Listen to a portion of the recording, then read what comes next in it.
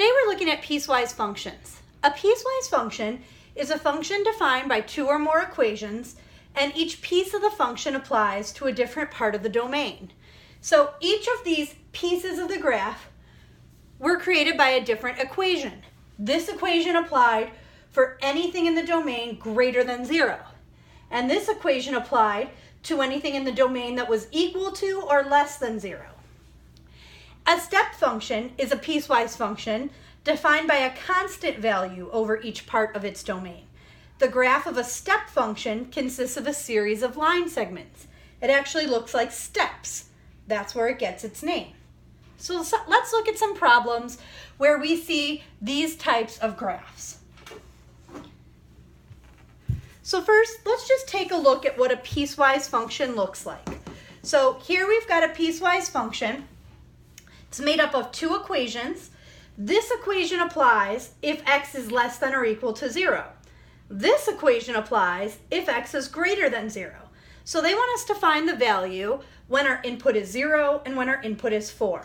So if my x is going to be 0, my input is going to be 0, I'm going to use this first equation because this is for x is less than or equal to 0. So I'm going to use x minus 2. So f of x equals x minus 2. Now for that input, I'm putting in 0. So I'm actually solving 0 minus 2. So my output when my input is 0 is negative 2. Now if my input is going to be 4, I'm going to use this bottom equation because this equation is for x is greater than 0 and 4 is greater than 0. So I'm going to use f of x equals 2x plus 1. So when I put 4 in as my input, I'm actually going to be doing 2 times 4 plus 1. So my output when my input is 4 is 9. So the equation I use is based on the value of my input.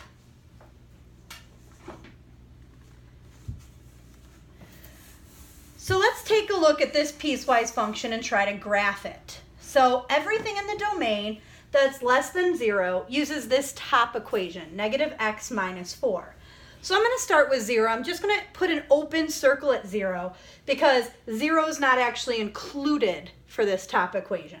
But if I put in 0, I'd have negative 0 minus 4, which equals negative 4. So I put an open circle there. If I put in negative 1, it actually would turn into 1 minus 4. It would give me negative 3. If I put in negative 2, it would end up being 2 minus 4, and I'd get negative 2.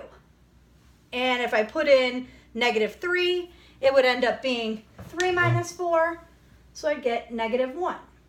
So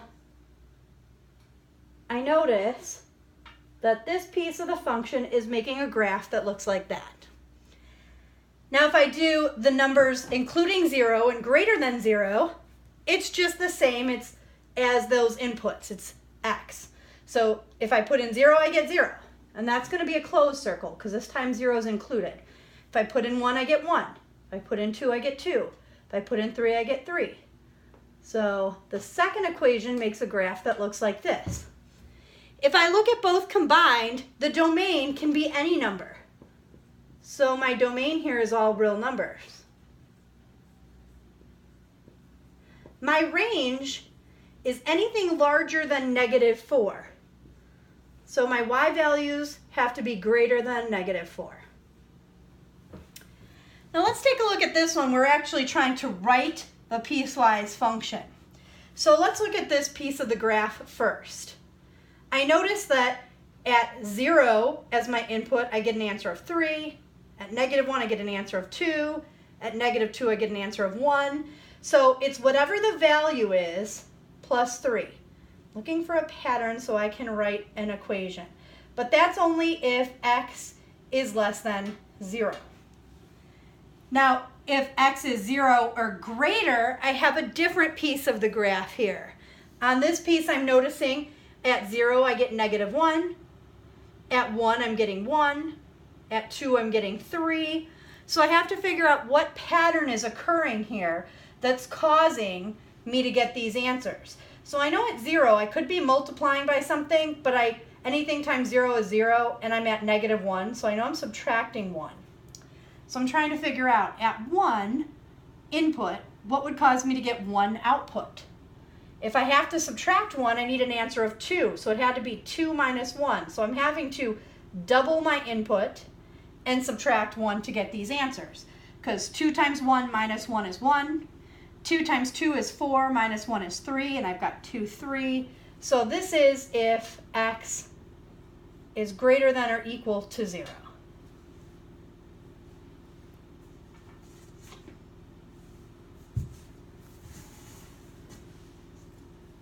So let's look at a real life problem here. We're trying to look at this data and create a graph for it.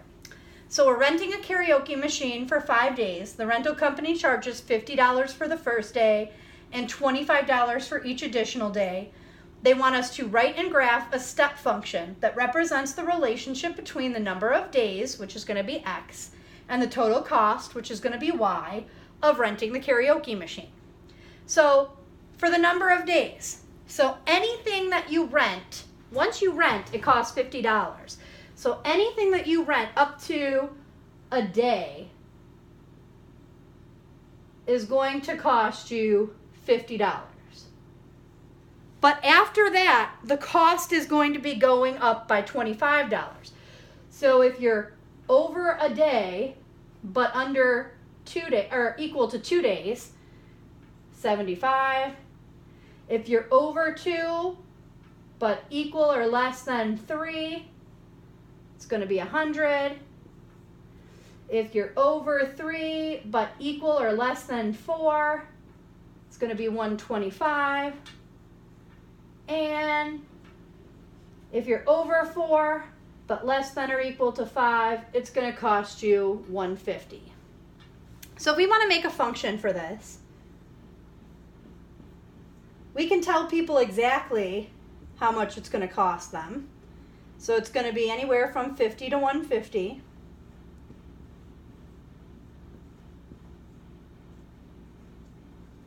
It's 50 if your values are less than or equal to 1.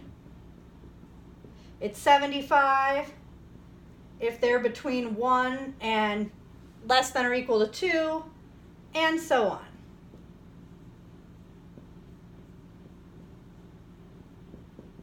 So when I go to graph this, it's actually going to make a step graph. It's going to be a step function.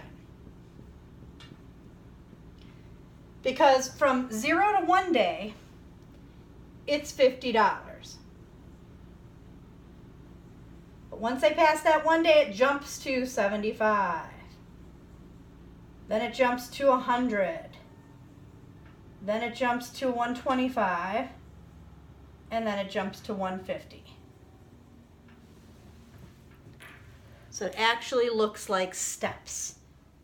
There's no in between. It steps up to those different prices.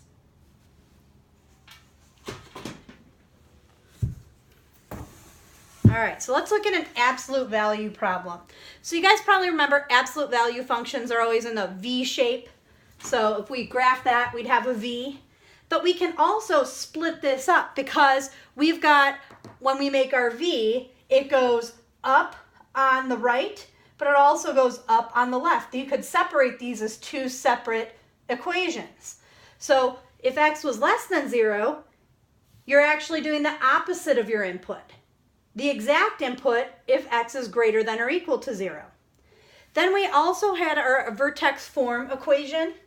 So a times the absolute value of x minus h plus k. As long as a is not 0, we can find our vertex from this equation. It's just h comma k. So if we wanted to write this one as two separate functions, two separate pieces, we would say that inside the absolute value could be negative or positive. When it's negative, that's when x minus h is less than 0. And when it's positive is when x minus h is greater than or equal to 0. So we're going to use that on this real life problem. So if you've ever seen holograms, those 3D looking pictures, they create those by using laser beams and a series of mirrors. The laser shoots out, and there's a beam splitter. It sends part of the laser beam going this way and part going this way.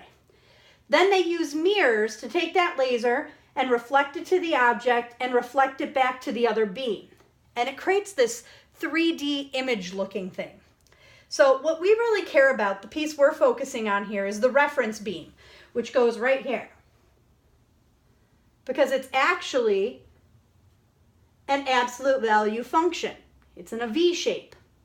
So we want to write an absolute value function that represents the path of our reference beam.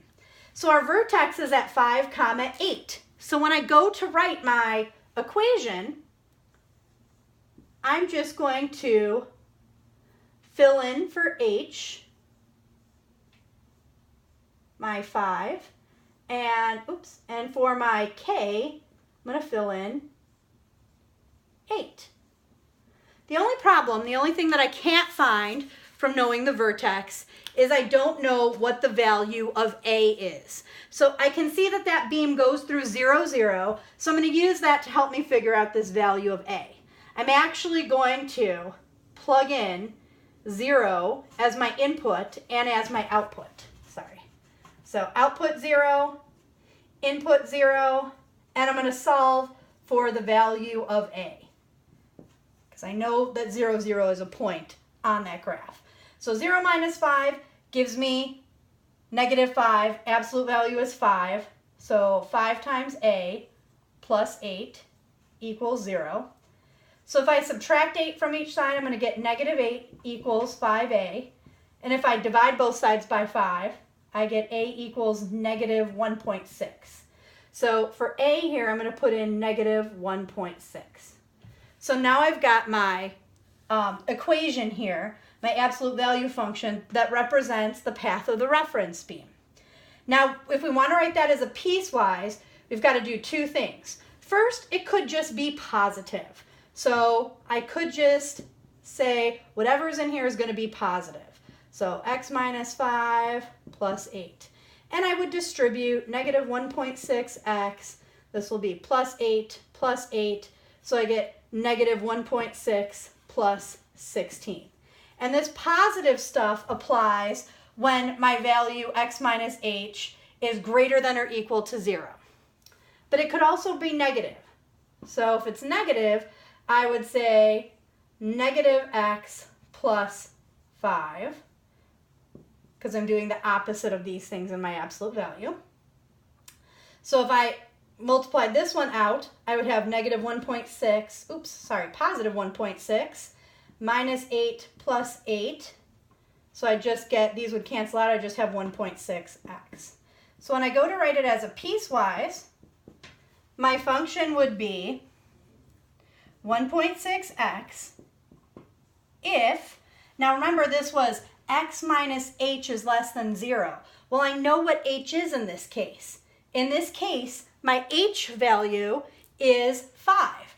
So if I add 5 to each side, it's going to be if x is less than 5. Or 1.6x plus 16 if x is greater than or equal to 5.